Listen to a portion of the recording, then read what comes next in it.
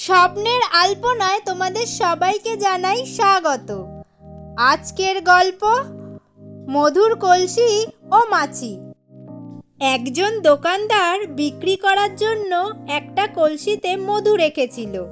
কখন যেন মধুর কলসিটা উল্টে গেল আর সব মধুটাই গড়িয়ে ছড়িয়ে পড়ে গেল মাটিতে। মধুর গন্ধ পেয়ে ঝাঁকে ঝাঁকে মাছি এসে সেই পড়ে যাওয়া মধু খেতে শুরু করলো। খাচ্ছে তো খাচ্ছেই, নড়বার নাম নেই।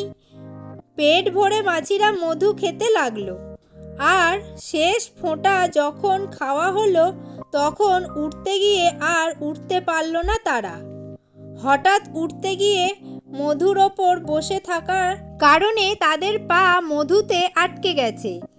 এবার কি দশা হবে তা বুঝতে পেরে আফসোস করতে লাগলো। মাছির দল তখন ভাবতে লাগলো, কি মূর্খ আমরা, মধু খাবার লোভে শেষে প্রাণটাই হারালাম। উপদেশ: ক্ষণেকের সুখে মত্ত হলে তার পরিণাম হয় ভয়াবহ। আজকের এই গল্পটা তোমাদের কেমন লাগলো সেটা অবশ্যই আমাকে কমেন্টে লিখে জানাবে। ভালো লাগলে লাইক ও শেয়ার করবে।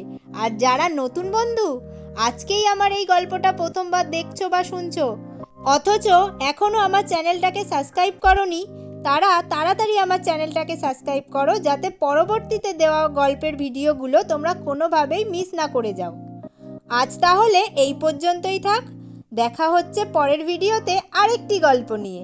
ততক্ষণ পর্যন্ত তোমরা সবাই ভালো থাকো এবং সুস্থ থাকো।